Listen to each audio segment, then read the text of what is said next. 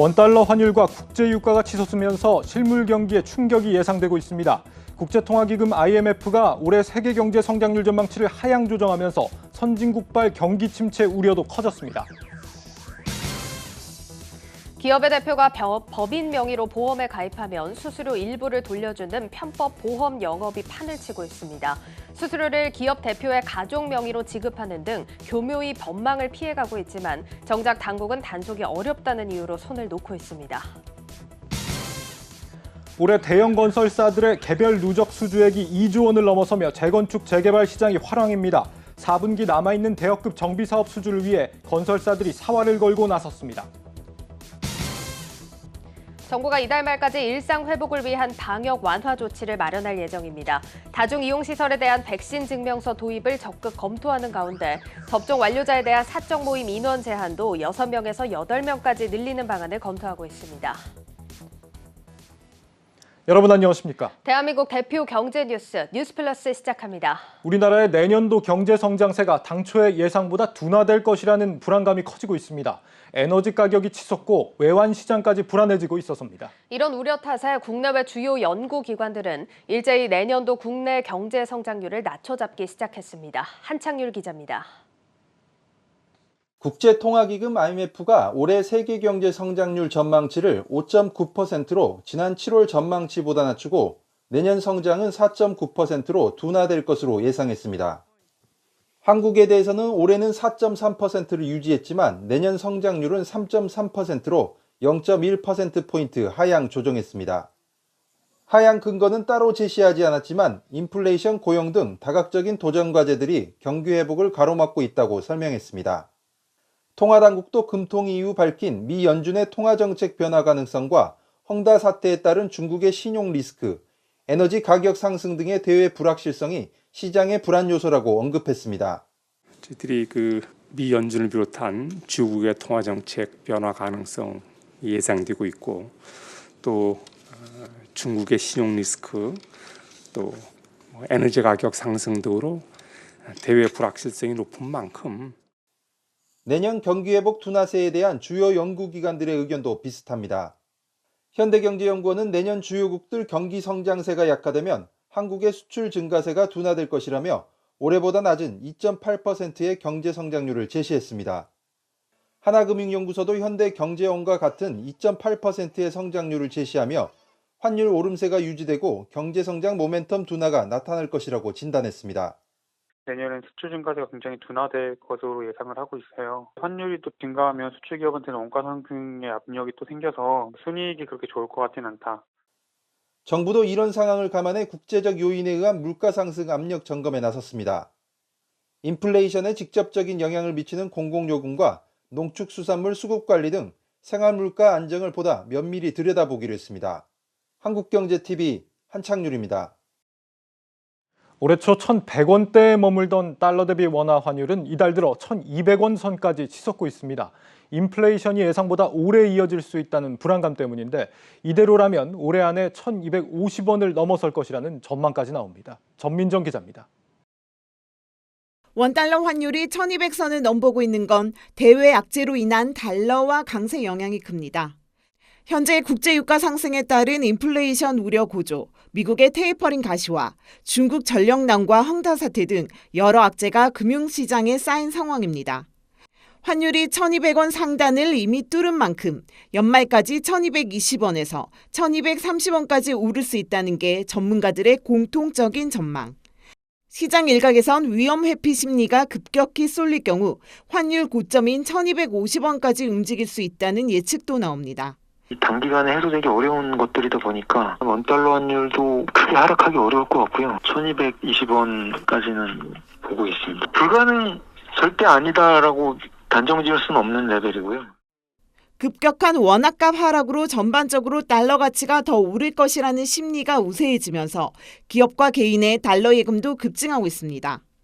지난 7일 기준 5대 시중은행 달러 예금 잔액은 573억 2천만 달러로 지난 8월 말보다 30억 달러나 늘었습니다. 다만 전문가들은 달러당 원화값 1,190원대에서 추가 매수하는 것은 신중해야 한다고 조언합니다. 지금은 어느 정도 차익 실현을 하고 나오라는 분들도 있어요. 1200원대까지 그 이상 올라간다는 건 좀 짧은 기간에 오를 거고 연말 지나면은 또 다시 하락 추세가 오를 것 같아요. 지금 투자하기는 좀 추가 매수하는 거는 좀 신중해야 되지 않을까. 이러한 환율 오름세는 달러 투자의 기회가 될 수 있는 반면 변동금리 대출자산 비율이 높은 상황에서 가계대출 이자 부담을 더 키우는 요인으로 작용하기도 합니다. 미 연준의 연내 테이퍼링 가능성이 높아지며 미 국채금리 역시 오르고 있는 상황에서 미국과 한국의 금리 차로 인한 달러 강세는 결국 국내 시장금리 상승세를 부추길 수 있기 때문입니다. 치솟는 환율의 금융시장의 불안감이 가중되고 있는 가운데 대출 전략 등 자산 관리에 대한 대응도 필요한 시점이라는 분석입니다. 한국경제TV 전민정입니다. 이런 환율과 유가의 동반 상승은 당장 우리 기업들의 막대한 부담을 안기고 있습니다. 특히 그중에서도 항공업계와 정유업계의 타격이 가장 심각해 보입니다. 이어서 방서후 기자입니다. 하늘길이 열리고 백신 접종률이 높아지며 이제 돈 좀 벌어보나 했던 항공사들이 또다시 울상이 됐습니다.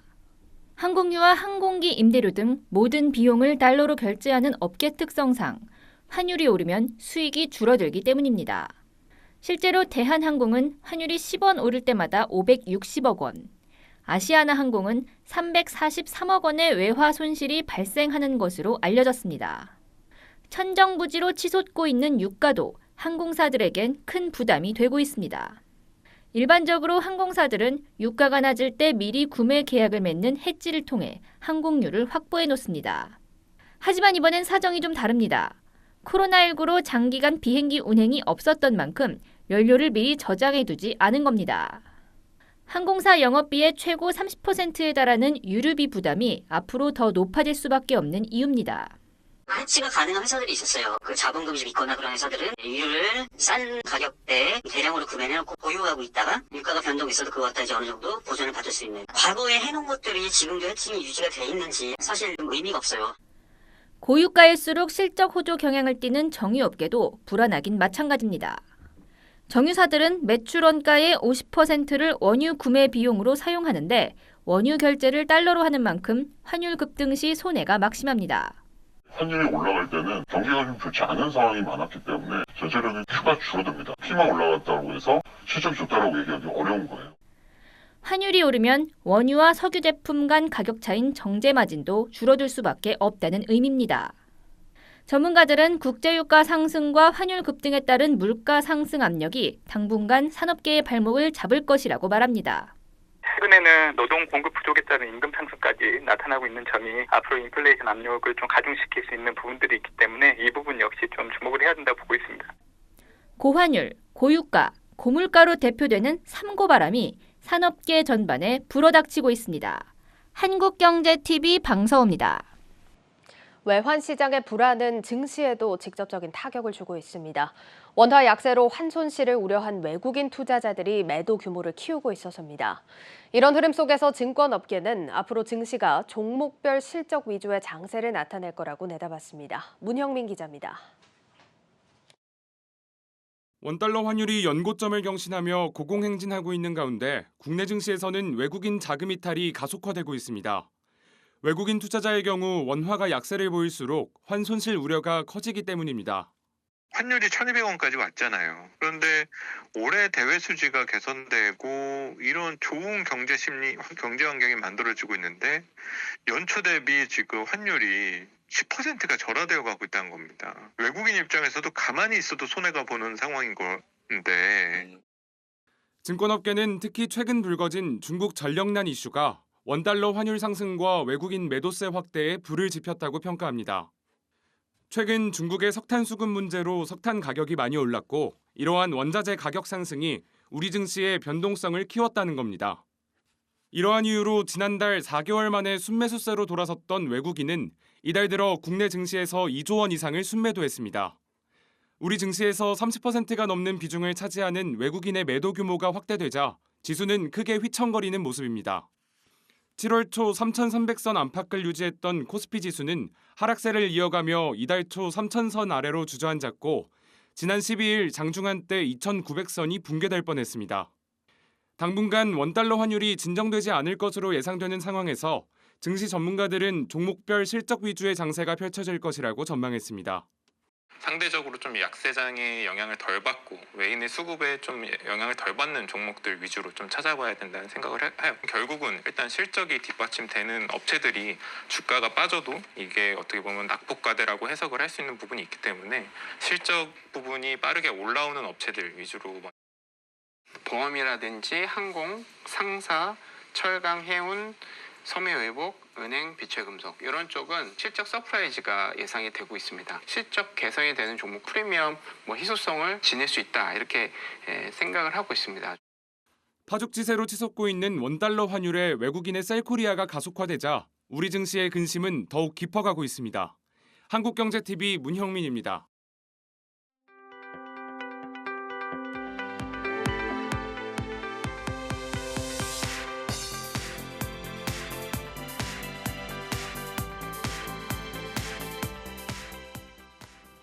법인의 대표가 세금 한 푼 내지 않고 회사 돈을 자녀에게 증여할 수 있다면 어떨 것 같으십니까? 최근 보험 대리점을 통해서 이렇게 꼼수 증여를 하는 사례가 논란이 되고 있는데 심지어 당국은 알고도 못 잡는다고 합니다. 장슬기 기자가 취재했습니다. 한 기업의 대표가 법인 명의로 경영인 보험에 가입하면 그 대가로 모집 수수료 일부를 보험 대리점이 돌려줍니다. 대표 개인이 수수료를 직접 챙기면 추후 문제가 될 수 있는 만큼 대표의 자녀가 설계사 자격을 취득하도록 해 교묘하게 법망을 피해갑니다. 중도의 보험을 해지하면 손실이 나지만 법인 입장에서는 비용 처리가 가능해 절세 효과를 볼 수 있고 설계사 자격을 취득한 대표의 자녀가 모집 수수료를 받아 사실상 개인 입장에서는 이득인 셈입니다. 최근 일부 법인 보험 대리점에서 이뤄지고 있는 법인 보험 영업 방식입니다. 법인보험의 경우 월보험료가 약 1,000만 원에 달하는 고액보험이라 일반 개인보험보다 영업이 쉽지 않아 업계에서는 CEO 플랜이라는 이름으로 이런 영업이 횡행하고 있습니다. 문제는 애초 계약 당시부터 법인 대리점 설계사들이 3년이라는 기간만 유지해달라는 조건으로 수수료를 부당하게 나누는 방식을 안내한다는 점입니다. 3년째 해지를 했을 때 손해를 보십니다, 법인은.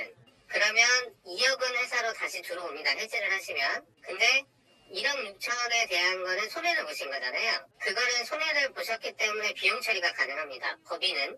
근데 만약에 이제 외부로 이렇게 나간다고 하면 그게 급여나 상여나 배당으로밖에 대표님은 가져가실 수가 없잖아요.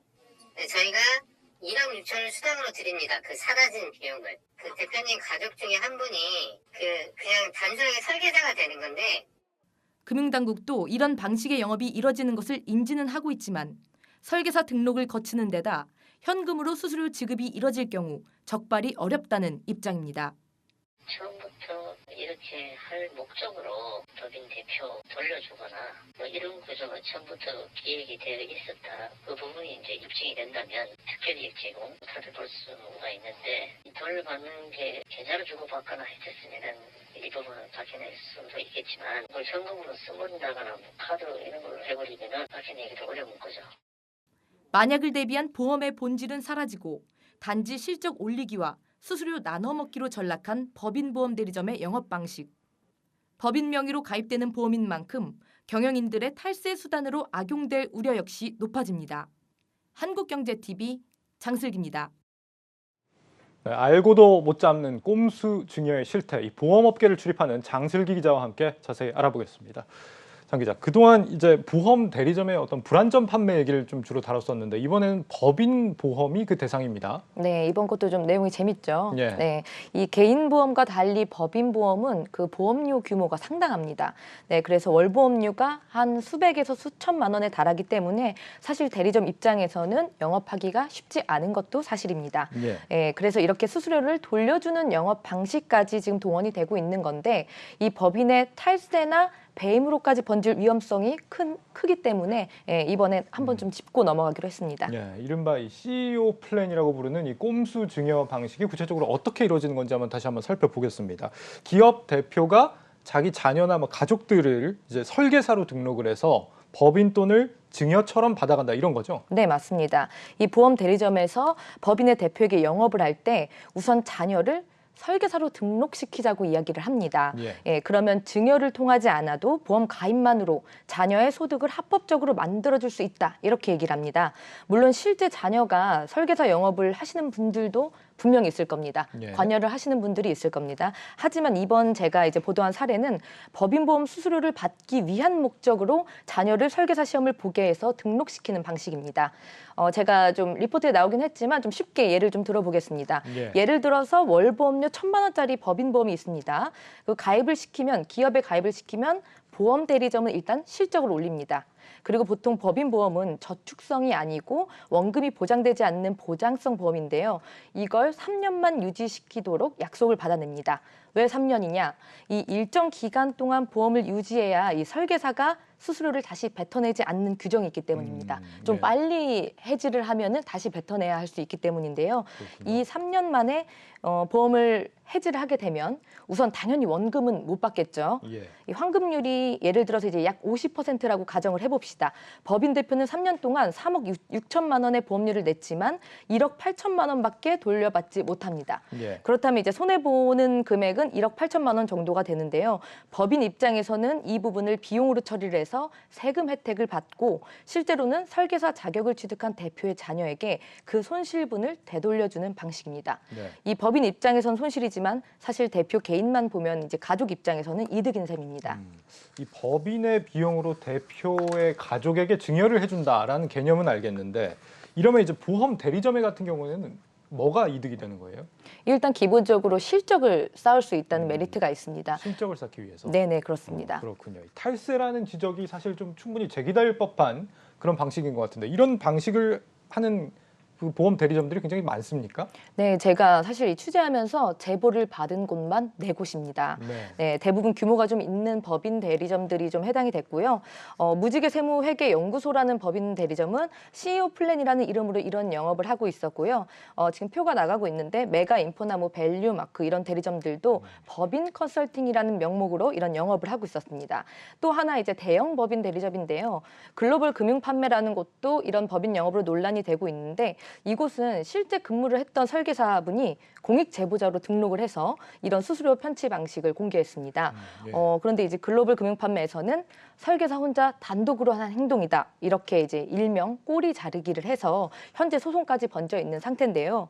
이렇게 대리점 입장에서도 선을 그은 것을 보면 아무래도 충분히 논란이 일 수 있는 영업 방식이다. 이렇게 업계 스스로도 인지하고 있는 것으로 보입니다. 그렇군요. 그런데 이 문제가 있는 걸 당국도 안다면서요. 왜 그냥 가만히 두고 있는 겁니까? 네, 당국에서도 최근 이 법인보험 대리점의 불안전 판매율이 높아지고 있는 부분을 보고 있습니다. 예. 그리고 실제로 제가 이번 사례에 대해서도 취재를 했는데 인지를 하고 있었습니다. 예. 네, 그런데 이제 문제는 당국 입장에서는 설계사 등록을 거친 사람이 수수료를 받는 것이기 때문에 그만큼 좀 적발해내기가 쉽지 않다. 이런 입장을 보이고 있습니다. 사실 저도 오랜 기간 이 업계를 좀 취재를 해봤는데요. 보험 대리점의 영업 방식이 굉장히 다양하긴 합니다. 여러 가지 뭐 이번 사례처럼 자료를 활용할 수도 있고요. 수수료 제공이 기록에 남지 않도록 현금으로 이루어지는 경우도 굉장히 많습니다. 이 적발이 쉽지 않은 부분은 어느 정도 저도 뭐 인정은 할 수 있는데요. 하지만 이번 사례는 개인 사업자를 대상으로 한 게 아니라 법인입니다, 대상이. 그래서 탈세에서 나아가 배임, 또 횡령까지도 문제가 될 수 있는 사안이라고 법조계 전문가들이 보고 있습니다. 법인 돈으로 보험료를 내고 이에 대한 수수료나 손실분은 대표 가족에게 돌아가는 구조이기 때문입니다. 분명히 선의의 피해자가 발생할 수밖에 없는 그런 상황인 겁니다. 네, 사실 이번 건 외에도 이제 종신보험을 저축성으로 속여서 파는 뭐 여러 가지 불안전 판매가 있는데 제가 보도를 또 많이 했었죠. 실제로 지난 3년간 금융감독원의 보험 대리점 검사 결과를 좀 살펴봤는데요. 총 196개사 중에서 불안전 불공정 영업 행위로 이 보험 설계사를 징계한 지회가 이제 보험 대리점입니다. 총 113개입니다. 57.7%에 달합니다. 그런데 이 계약에 문제가 발생하면 기본적으로 대리점보다는 원수사, 그러니까 즉 상품을 직접 만드는 보험사를 의미하는데요. 보험사 책임으로 돌아가기 때문에 사실상 이 보험 대리점은 감독의 사각지대에 놓여 있다는 지적이 있었습니다. 네, 이 부분은 보험업계의 이런 판매 질서를 위해서라도 분명히 좀 개선이 돼야 될 점이라고 보여지고요. 현재 이 사안은 국회에서도 좀 심각하게 보고 있습니다. 최근에 보험 대리점 불안전 판매를 지적한 더불어민주당 김한정 의원을 제가 직접 만나고 왔는데요. 인터뷰를 함께 보시겠습니다. 대리점들이 많이 늘었습니다. 책임도 늘어나야 한다고 생각합니다. 반칙을 하는 법인 대리점들에 대해서 제재가 강화돼야 될 것 같습니다. 뿐만 아니라 검사 시스템도 더 강화해야 됩니다. 지금 법인 보험 대리점에 대해서는 관리 감독들이 좀 느슨합니다. 그 다음에 잘못을 저질렀을 때 제재 징계도 강화해야 하겠습니다. 그러나 무엇보다도 중요한 것은 법인 보험 대리점들의 자구 노력입니다. 내부 통제 시스템들을 더욱더 강화하는 자발적 노력이 필요하다고 생각됩니다. 당국이 이런 꼼수를 방치하면 할수록 정직하게 세금 내는 사람을 더 바보로 만드는 꼴이 아닌가 싶습니다. 정치경제부 장슬기 기자였습니다. 잘 들었습니다.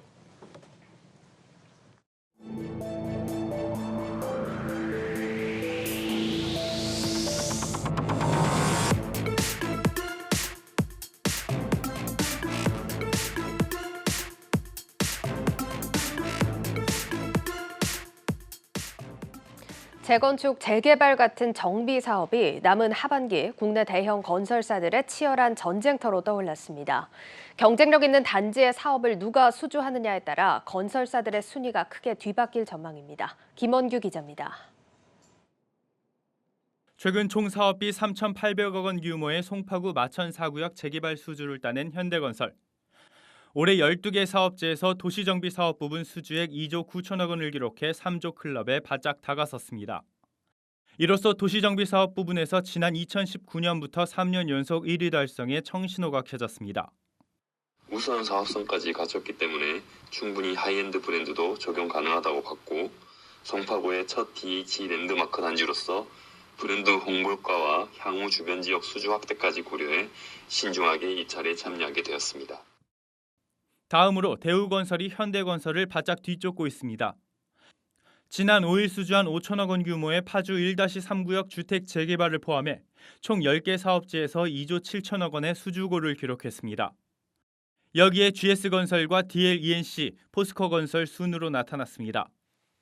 건설사 간 수주 격차가 크지 않은 가운데 4분기 대형 공사 발주가 예정돼 있어 수주전이 치열한 상황. 특히 사업비 1조 원에 달하는 신림 1구역을 수주할 경우 정비사업 수주 1위에 오를 가능성이 높습니다. 대표적으로 GS건설은 DLENC, 현대엔지니어링과 컨소시엄을 이뤄 입찰에 나섰습니다. 또 노원구 백사마을 재개발 사업에도 단독 입찰했습니다.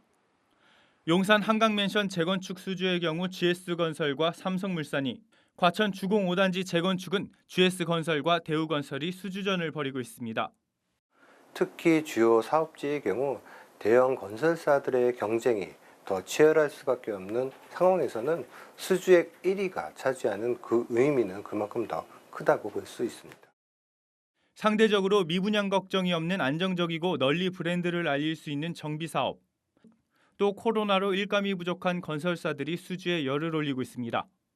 한국경제TV 김원규입니다. 건설사들은 이런 경쟁적인 분위기 탓에 공격적인 제안도 서슴지 않고 있습니다. 일부 지역에서는 고급 단지가 아닌 곳에 프리미엄 브랜드를 달아주겠다 이렇게 선언을 하기도 하는데, 이런 방식이 오히려 브랜드 가치를 떨어뜨릴 수 있다는 지적도 나옵니다. 이어서 홍원표 기자입니다. 서울 서남권 최대 재개발 지역인 신림 1구역입니다. 이곳 신림 1구역은 서울시의 신속 통합기획이 도입돼 용적률이 높아져 사업성이 크게 개선됐습니다. 용적률 상향으로 기존 약 2,800가구에서 4,300가구로 세대수가 늘어날 전망입니다.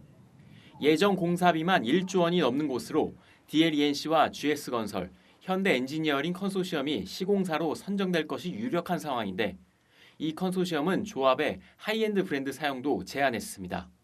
북과자 6구역 재개발 수주전에서 DLENC와 롯데건설이 맞붙어 DLENC가 시공권을 거머쥐었습니다. 하지만 수주 과정에서 롯데건설이 먼저 하이엔드 브랜드를 조합에 제안했는데, DLENC가 뒤늦게 공사비 인상 없이 하이엔드 브랜드를 붙이겠다고 해 논란이 되기도 했습니다. 일부 대형 건설사들이 프리미엄 단지라는 의미로 하이엔드 브랜드를 만들어 정비사업 수주에 적극 나서고 있는 상황. 대표적으로 현대건설의 DH, DLENC의 아크로, 대우건설의 서밋, 롯데건설의 르엘 등입니다. 재건축 재개발 조합이 하이엔드 브랜드를 선호하는 이유는 랜드마크 단지라는 인식과 함께 상대적으로 집값이 많이 올랐기 때문입니다. 다만 실제 고급 단지가 아닌 곳에 하이엔드 브랜드가 적용되다 보니 일반 아파트 브랜드와 차별성이 떨어진다는 지적이 나오고 있습니다. 최근 수주 경쟁이 치열해짐에 따라 하이엔드 브랜드가 비강남권으로 확대되는 모습인데요. 희소성이 떨어지면서 브랜드 프리미엄이 자산가치 상승에 미치는 영향력이 이전보다 낮아질 수 있습니다. 전문가들은 조합 입장에서 브랜드라는 거치애보다 설계와 공사비 등 내실을 따지는 게 중요하다고 조언했습니다. 한국경제TV 홍원표입니다.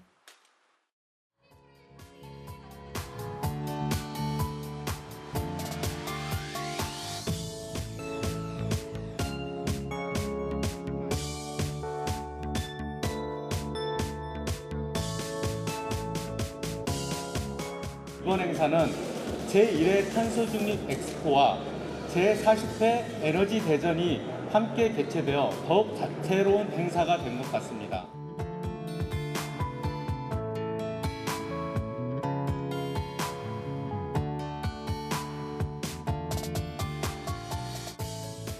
주거용 솔루션은 태양광으로 생산한 전기로 전기차를 충전하고 에너지 저장체 저장에 가전기기에 사용하며 에너지 관리까지 가능하게 하는 솔루션입니다. 현재 해외에서도 많이 도입 중인 이 솔루션은 에너지 프로슈머의 도래와 친환경 부산 에너지 시대를 앞당길 것입니다.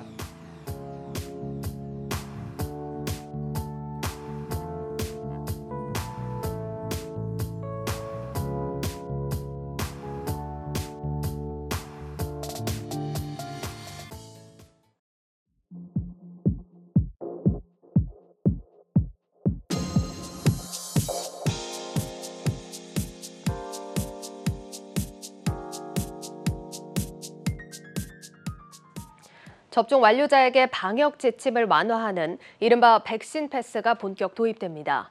정부가 이달 말 이런 내용을 담은 방역 완화 조치 로드맵을 제시하기로 했습니다. 정재홍 기자입니다. 현재 국내 백신 접종 완료율은 60.8%입니다. 정부가 접종 완료자의 비율이 70%가 넘는 이번 달 말 코로나와 공존하는 위드 코로나 방역 전환 청사진을 제시할 예정입니다.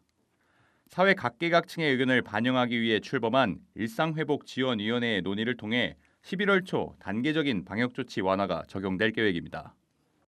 현재 예방접종률의 상승 속도와 그 예상들 그리고 현재의 방역 상황들을 평가하면서 일정 시점을 11월 초쯤에 언젠가로 정해야 될 것이라고 판단을 하고 있고 방역 완화 조치의 핵심은 접종 완료자에게 인센티브를 확대하는 이른바 백신 패스입니다.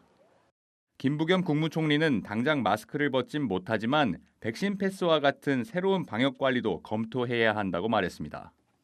더불어민주당도 접종 완료자에게만 식당, 카페 이용 시간을 기존 10시에서 자정까지 연장하는 등의 내용을 담은 백신 패스 방안을 정부에 건의했습니다.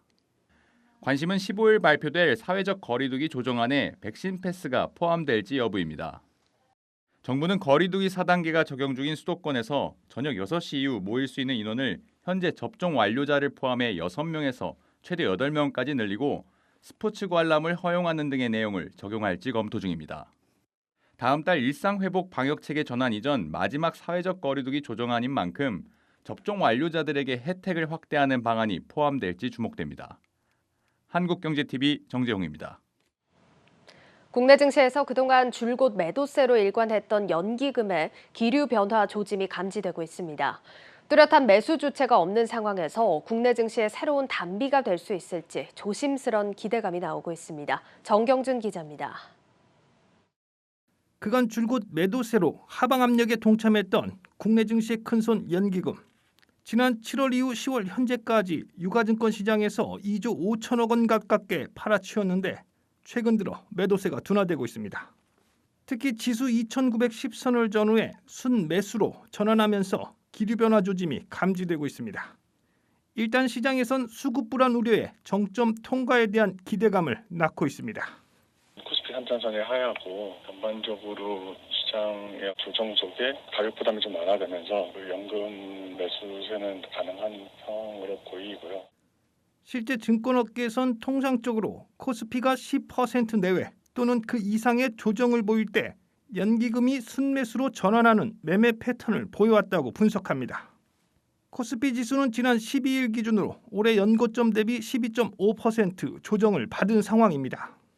아울러 연기금의 대표격인 국민연금의 국내 주식 비중 측면에서도 연기금의 매수세 전환이 조심스럽게 기대되고 있습니다. 지난 7월 말 기준 국민연금의 포트폴리오 내 국내 주식 비중은 19.5%, 전략적 자산 배분의 이탈 허용 범위 등을 감안한 올해 목표 국민연금의 국내 주식 비중은 19.8%입니다.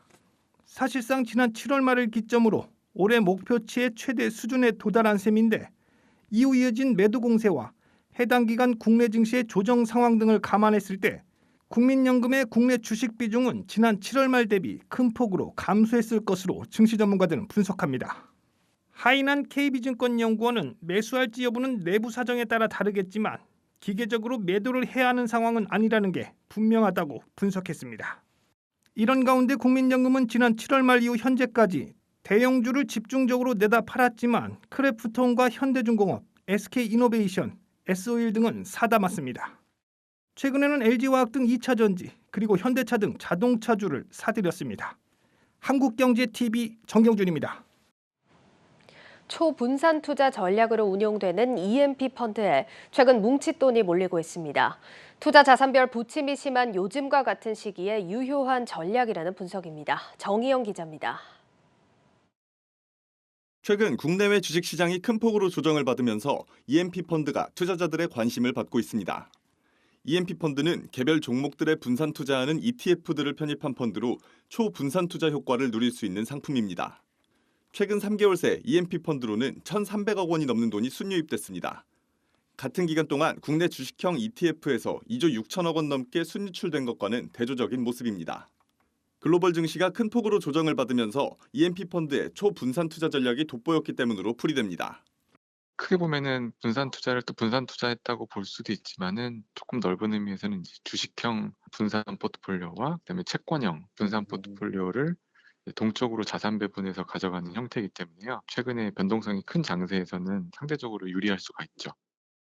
투자자들의 관심만큼 실제 운용 성과 역시 시장 평균 수익률을 상회하고 있습니다.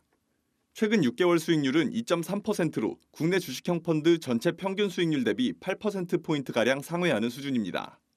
지수 낙폭이 컸던 최근 일주일과 한 달을 기준으로 보더라도 EMP 펀드의 운용 성과는 더욱 도드라집니다. 특히 최근 들어 글로벌 주식시장과 채권시장, 원자재 등 여러 자산군의 변동성이 높아진 상황. 증시 전문가들은 이런 시기에는 특정 자산군에 집중해 투자된 EMP 펀드보다는 다양한 자산군에 분산된 EMP 펀드 투자가 효과적일 것이라고 분석합니다.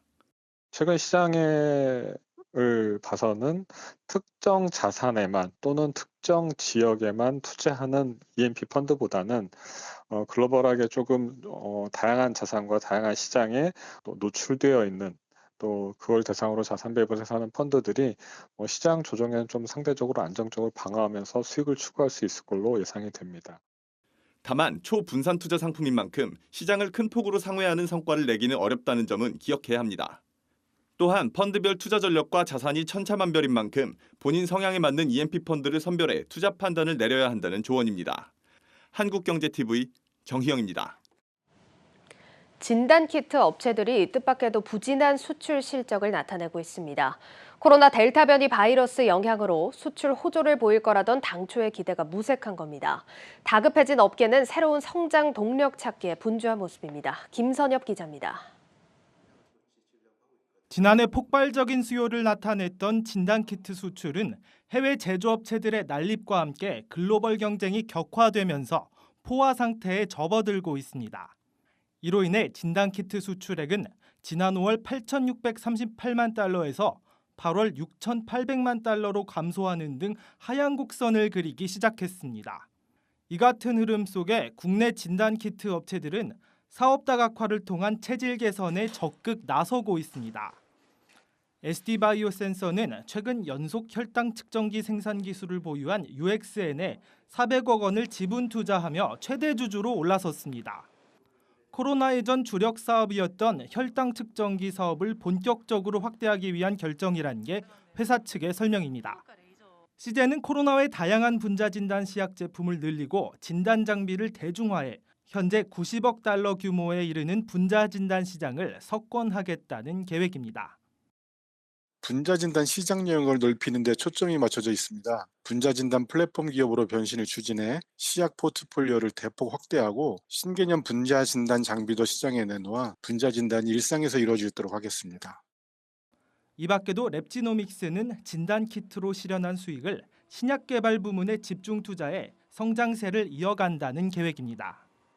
코로나가 이제 백신이나 치료제가 조금씩 나오기 시작을 하면서 그 매출이 줄어들 것으로 예상이 되고는 바입니다. 항상 성장을 고민해야만 하는 위치에 있기 때문에 신약 사업을 저희가 또 시작을 하게 되었습니다. 페리틴이라고 하는 물질을 기반으로 해서 코로나 다가 백신과 항암제를 개발하고 있습니다. 바이오니아도 건강기능식품뿐 아니라 짧은 간섭 RNA 유전자 기술 기반 탈모 증상 완화 기능성 화장품을 비롯해 전기차 등에 쓰이는 차세대 전자파 차폐나노 신소재 개발 등에 나서고 있습니다. 하반기 델타 변이 바이러스 출현 등으로 코로나 사태가 지속되고 있지만 내년부터는 진단키트 업체들의 매출이 크게 꺾일 것이란 전망이 우세한 만큼 국내 진단키트 기업들이 새로운 수익원 찾기에 성공할지 주목되고 있습니다. 한국경제TV 김선엽입니다.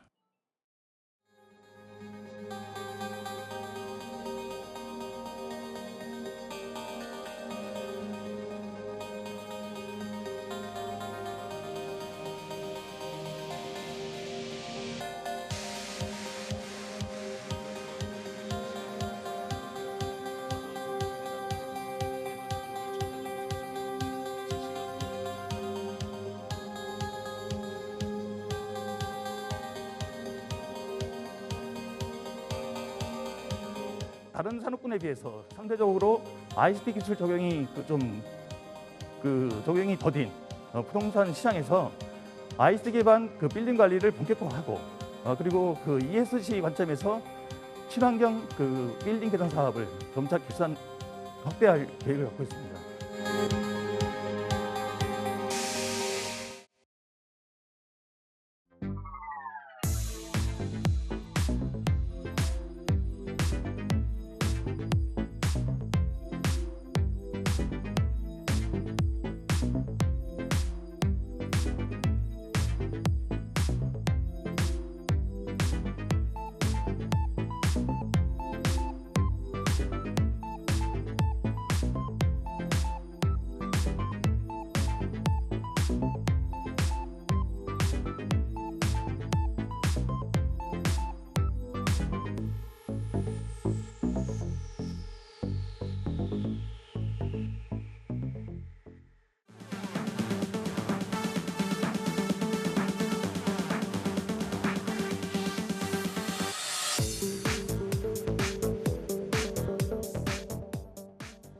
네, 어려운 글로벌 경제 이슈, 커피 한 잔의 여유를 즐기듯 편안한 마음으로 들어보는 김보미의 뉴스카페 시간입니다. 김보미 기자 나와 있습니다. 김 기자, 우리가 코너 컨셉을 좀 바꿨습니다. 기존에 너무 좀 코너의 정체성하고 안 맞는다 이런 얘기가 있어서 조금 더 편안한 느낌으로 오늘 한번 진행해 볼까 합니다. 첫 번째, 오늘 무슨 소식 준비했을까요? 네, 역시 영상을 또 하나 준비를 했는데요. 이번에 좀 같이 보시면서 좀 대화를 같이 나눠보겠습니다. 틀어주시죠.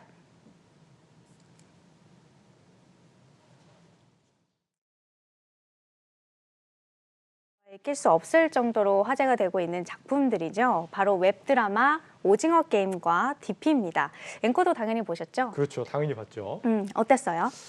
글쎄, 저는 이제 동그라미 세모보다는 역시 네모가 되는 게 낫다 이런 생각을 했습니다. 관리자에 대한 욕심. 네모가 관리자로 나왔잖아요. 네. 그래서 사실 저는 이제 한국 드라마 별로 이렇게 좋아하지는 않았었는데 왜냐하면 이제 워낙에 좀 불륜 대잔치거나 아니면은 뭐랄까요, 좀 백마탄 재벌 얘기 중심으로 나와서 그렇게 좋아하진 않았습니다 그동안. 그런데 넷플릭스 이 한국 드라마 보면서 정말 생각이 많이 바뀌었습니다. 굉장히 내용도 깊다 보니까 해외에서도 아마 이런 부분 때문에 굉장히 좀 감명을 많이 받지 않았을까 이런 생각이 들고, 좀 세상을 좀 착하게 살아야겠다 이런 생각도 들고 말이죠. 착하게. 네. 맞아요. 근데 사실 저 같은 경우에는 이제 우리나라에서 워낙 컨텐츠들이 이제 연이어서 히트를 치다 보니까 좀 그동안 좀 죽어가던 넷플릭스가 다시 살아나고 있지 않았나라는 좀 생각을 좀 해봤거든요. 네, 맞습니다. 지금 이제 넷플릭스 서비스가 되고 있는 나라가 거의 한 190여 개국 정도가 된다고 해요. 그런데 이 중에서 지금 오징어 게임이 1위를 하고 있는 나라가 거의 한 100여 개국 가까이 된다는 거 알고 있습니까? 100여 개? 굉장히 많은데요. 그렇죠. 네. 근데 사실 저는 좀 여기에서 궁금한 게 하나 생겼는데 네. 이거를 오늘 좀 첫 번째 이제 주제로 좀 잡아볼까 합니다. 넷플릭스와 오징어 게임 얘기에서 궁금한 게 생겼다. 네. 어떤 걸까요? 넷플릭스가 과연 우리나라에 세금을 좀 얼마나 내고 있을까? 이렇게 K 컨텐츠로 대박을 치고 있는데 세금은 과연 또 얼마나 내고 있을까? 조금밖에 안 낸다고 하는데 정말 조금 내고 있는 걸까? 약간 이런 거 좀 궁금하지 않으세요? 네, 많이 궁금합니다. 네. 네, 약간 답정너 같은데 네. 그래서 제가 좀 미리 취재를 좀 해봤습니다. 네, 한국 콘텐츠로 대박난 넷플릭스. 한국의 대체 세금을 얼마나 내고 있냐. 이게 오늘의 주제군요. 네. 바로 한번 들어가 보죠. 넷플릭스, 우리나라에 세금 얼마나 내고 있습니까? 정말 찔끔, 정말 쥐꼬리 수준이었습니다. 쥐꼬리요? 네. 넷플릭스가 지난해 우리나라에서 올린 매출이 4,154억 원이었는데요. 우리나라에 낸 법인세는 21억여 원에 불과했습니다. 이거 근데 솔직히 좀 와닿지 않으시죠? 예. 그래서 조금 더 적나라하게 비교를 좀 해드리면요. 구글이나 페이스북이나 애플 등과 같은 이 19개 글로벌 기업들이 지난해 우리나라에 낸 법인세는 총 1,539억 원이었는데요. 이거는 네이버 한 곳이 이 국내에서 낸 법인세의 36%에 불과했습니다. 지금 비교군 녹색으로 나와 있는 것이 이제 네이버가 지난해 이제 한 해 동안 낸 법인세였고 19개 글로벌 기업들이 낸 법인세는 파란색 그래프로 나와 있죠. 굉장히 적다는 걸 좀 볼 수가 있습니다. 화가 날 만한 얘기네요. 네. 4천억 벌면서 세금 20억. 이거 좀 해도 너무한 거 아닙니까? 어쩌다가 이렇게 된 겁니까? 이게 사실 뭐 우리나라에 법인이 없다는 이유로 혹은 또 우리나라에 서버를 두지 않고 있다는 이유로 또는 우리나라에서 발생한 매출을 뭐 다른 이제 본사로 이전을 시킨 다음에 우리는 뭐 한국에서는 영업이익이 적게 났어 이런 식으로 꼼수를 쳐서 이제 좀 요리조리 세금을 피해갔던 겁니다. 아마 한국 기업들이 미국에 가가지고 이렇게 영업을 했다고 하면 벌써 진작에 제재를 받지 않았을까 싶은데 네. 약간 이 서글픈 국력의 차이를 절감할 수 있는 그런 현실 아닌가요 혹시? 네, 맞아요. 근데 그것도 그런데 사실 이런 플랫폼 기업들은요, 요리조리 좀 잘 도망을 다니거든요. 그래서 이 본사를 미국에 안 두고 아일랜드나 싱가포르 같은 우리가 일명 조세 해피처럼 부르죠. 네. 그런 곳에 보통 이제 본사를 두고 있습니다. 이제 뭐 한 나라 정부의 힘만으로는 이 글로벌 거대 공룡들을 막을 수 없는 여럿이 좀 힘을 합쳐야 되는 그런 상황이 됐다라는 생각이 듭니다. 네. 확실히 그런데 이제 주말에 들려온 소식을 보니까 이런 부분에 대한 그 세금 내는 법들이 좀 바뀐다는 거죠? 네, 맞습니다. 이제 최근에 디지털세 또 글로벌 법인세 관련된 뉴스들을 좀 종종 접해 보셨을 겁니다. 네. 그게 바로 이제 앵커가 얘기한 내용인데요. 이 OECD와 그리고 주요 20개국이 글로벌 법인세 최종 합의문을 발표를 했습니다. 그리고 이 합의문은 이달 30일부터 열리는 이 G20 정상회의에서 채택이 될 예정입니다. 디지털세랑 글로벌 최저 법인세가 같은 말이었군요. 이거 좀 내용이 좀 많이 어렵더라고요. 어디에 어떤 기업이 뭐 얼마를 맞아요. 낸다는 건지 네. 정확히 어떤 겁니까? 이게 아무래도 좀 구체적인 기준들을 제시해야 되다 보니까 좀 내용이 굉장히 복잡한데 큰 줄기는 두 가지입니다. 네. 일단 첫 번째는요. 일정 수준 이상의 매출과 영업이익을 이익률을 달성하는 다국적 기업들은 본사가 어디에 있든 또 뭐 지사가 어디에 있든 상관없이 앞으로 너희들에게 수익을 안겨준 나라에도 무조건 세금을 내야 한다라는 내용이 하나고요. 이게 바로 구글세 혹은 디지털세라고 불리는 내용입니다. 이제 하늘색으로 표시가 되어 있는 부분이고요. 예. 또 다른 하나는 이제 글로벌 법인세율에 관한 내용입니다. 그동안 앞서 말씀드렸던 것처럼 다국적 기업들은 싱가포르나 아일랜드 등과 같은 비교적 법인세율이 낮은 국가에다가 지사나 본사를 두고서 좀 세금을 조금씩 이렇게 깎는 형식을 좀 취해왔는데 여기에서 이거 그래 너희 마음대로 해. 그런데 이제 싱가포르나 아일랜드 같은 나라들도 법인세율을 15% 밑으로 낮출 수 없도록 할 거야 라는 내용이 두 번째 내용입니다. 그렇군요. 이 디지털세의 핵심은 두 가지만 기억하면 된다. 첫 번째는 그러니까 수익이 나는 나라에다가 세금을 내야 한다는 거고 네. 두 번째는 이제 더 이상 조세 피처 같은 거 이용할 수 없어 이런 거라는 거죠. 이용할 수 뭐 하려면 해라. 그런데 법인세율은 너희 아무리 낮춰도 그 15%다? 국가들이 15% 밑으로는 떨어뜨릴 수 없다라는 거죠. 이게 글로벌 기업들이 앞으로 꼼수를 부리지 못하게 하겠다 이런 건데 언제부터 도입이 된다는 거예요? 내후년입니다. 2023년부터 본격적으로 도입이 될 전망입니다. 아직은 좀 시간이 남았네요. 내후년부터다. 이렇게 되면 또 궁금해지는 게 1년에 한국에 도합 한 1,500억 원 낸다던 이 글로벌 기업들 앞으로 그러면 얼마를 더 내게 될까요? 사실 결론부터 말씀드리면요. 솔직히 아주 눈에 띄게 이렇게 확 늘어나지는 않을 겁니다. 그래요? 별로 안 늘어요? 왜일까요? 이게 디지털세 부과 방식을 보면 좀 알 수가 있는데요. 네. 전체 매출에서 이것저것 다 빼고 나면 남는 게 이제 영업이익이죠. 그런데 여기에서 특히 매출액의 10%에 해당하는 부분을 우리가 영업이익 중에서도 이제 통상이익이라고 따로 떼어내서 부르고 있습니다. 그런데 뭐 여기에서 예를 들어서 좀 설명을 드려보면 매출액이 100억 원이고 영업이익이 30억 원이다. 그러면 통상이익은 매출액의 10%니까 얼마일까요? 10억 원이죠? 네, 그렇죠. 네. 100 곱하기 10분의 1. 뭔가 수학 시간 산수가 같죠? 좀 약해가지고. 네. 네, 수학 시간 같죠? 네. 그러면 이제 그리고 다시 한번 좀 자료를 좀 올려주시겠어요? 네, 그러면 이제 이 전체 이익에서 통상이익을 뺀 부분을 우리가 또 초과이익이라고 부르는데요. 네. 그러면 앞서 예시에서 100억 원, 30억 원일 때 통상이익이 10억 원이었죠. 그러면 초과이익은 얼마게요?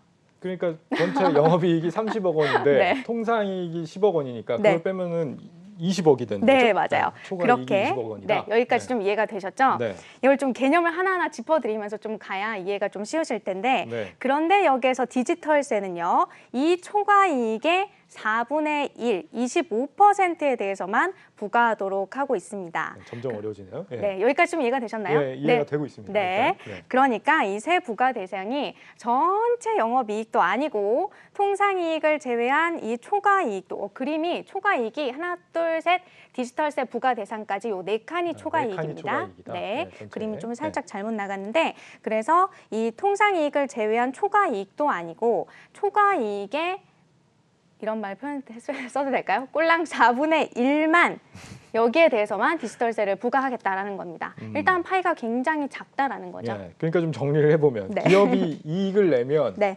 일부는 이제 빼고 일단 일부는 제외하고 그 남은 거에 4분의 1을 그 4분의 1을 다 세금으로 부과하겠다는 것도 아니고 네.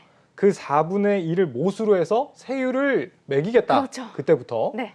이러면 진짜 얼마 못 걷는 거 아니에요? 네, 맞습니다. 그런데 여기에서요, 또 이 부분이 우리나라로 들어오면 이 파이가 더 작아집니다. 이게 무슨 말이냐면 기업 전체 매출에서 우리나라가 차지하고 있는 이 매출의 비중이 있겠죠. 네. 그 비중을 또 곱해서 우리나라가 세금을 물릴 수 있도록 하고 있는 건데요. 예를 들어서 우리나라에서 발생하는 이 구글 매출이 구글 전체 매출의 2%밖에 안 된다라고 한다면 곱하기 2%가 해서 그 파이가 더 작아지는 겁니다. 최종적으로는 또 여기에다가 우리나라 법인세율이라는 게 있기 때문에 그 네. 율까지 또 곱해서 최종적으로 이 법인세가 완성이 되는 건데요. 공식화 시켜보면 다음 자료와 같습니다. 한번 보여주실까요? 네, 디지털세는 아까 말씀드렸던 초과이익의 4분의 1 네. 곱하기 각국의 매출 비중 곱하기 국가별 법인세율 이렇게 만들어지는 잠깐만요. 겁니다. 어려우니까 다시 정리를 네. 해보면 네. 기업이 이제 전 세계에서 낸 이익 중에서 일부는 빼고 이제 남은 것 중에서 4분의 1에 대해서만 세금을 이제 매기게 되는데 이 4분의 1이 또 국가별로 매출 비중이 얼마냐에 따라서 또 나눠 먹는 구조다 이런 그렇죠. 거죠. 네. 그러면 진짜 뭐 얼마 남는 게 없는 거 아닙니까? 구체적으로 뭐 얼마나 더 늘어나게 될까요? 이게 좀 이제 뭐 매출 비중 데이터가 정확히 나온 게 없어서 이 국가 기업별로 이렇게 세세하게 말씀을 드리지는 못하는데 대표적으로 좀 구글의 지난해 자료를 토대로 좀 산출을 해보면요.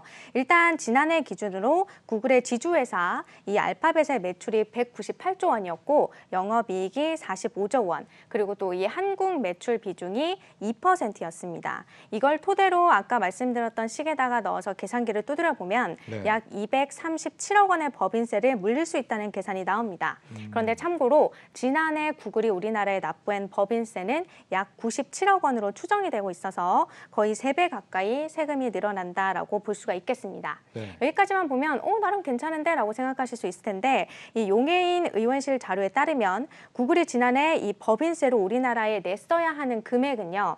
실상 2,823억 원으로 추정을 하고 있거든요. 그러니까 2,823억 원을 내야 하는데 실제로는 97억 원밖에 안 냈던 거고 네. 그리고 디지털세를 적용을 한다 하더라도 이 실제로 냈어야 하는 금액의 10분의 1 수준밖에 안 된다라는 겁니다. 그러네요. 구글은 뭐 우리나라에서 유튜브 수익도 가져가고 진짜 수익이 어마어마할 것 같은데 상당히 좀 아쉬운 수준입니다. 3배 늘어난다고 하지만 그런데 여기서 또 이제 꼼수가 걱정이 되는 부분이 있습니다. 그러니까 지금도 좀 일어나고 있는 일이긴 한데 우리나라에서 나는 매출을 다른 나라로 이전시킬 가능성 이런 건 없는 겁니까? 있습니다. 사실 지난해에도 이 넷플릭스가 매출의 80%를 이 본사로 이전을 시켜서 그러는 어떤 꼼수로 좀 비난을 받기도 했었는데요. 네. 이런 일을 말씀하신 것처럼 앞으로 언제든지 가능합니다. 기업이 매출을 다른 나라로 이전을 하게 되면 전체 매출에서 우리나라 매출이 차지하는 비중도 사실 그만큼 줄어들기 때문에 우리나라가 거둘 수 있는 세금도 줄어들게 됩니다. 그리고 이걸 현재로서는 지금 막을 방법이 없어서 보완책을 마련해야 된다라는 지적이 나오고 있는데요. 대표적으로 거론되는 게 우회 이익세입니다. 용해인 의원은 우회 이익세는 조세 회피를 위해서 매출을 이전시키는 모든 행위에 대해서 과세하는 세금이라면서 이 현재 호주와 영국이 시행을 하고 있고 우리나라도 이를 적극적으로 검토할 필요가 있다라고 주장을 하고 있는데요. 기획재정부는 OECD 회원국 전체 공조가 없는 한 우회 이익세 도입은 아직 시기상조다라는 입장을 보이고 있습니다. 저는 이런 생각도 듭니다. 이런 계산법이면 매출이 앞으로 커지면 커질수록 매출을 키우면 키울수록 영업이익이 줄어들면 줄어들수록 세금은 덜 내는 구조가 되는 거잖아요. 그렇죠. 네. 통계 장난이 얼마든지 가능하겠다 이런 생각이 드는 것 같습니다. 네. 과연 이제 내후년에 어떻게 세금이 부과되는지 실제로 한번 지켜보는 게 좋겠습니다. 지금까지 김보미 기자였습니다. 잘 들었습니다.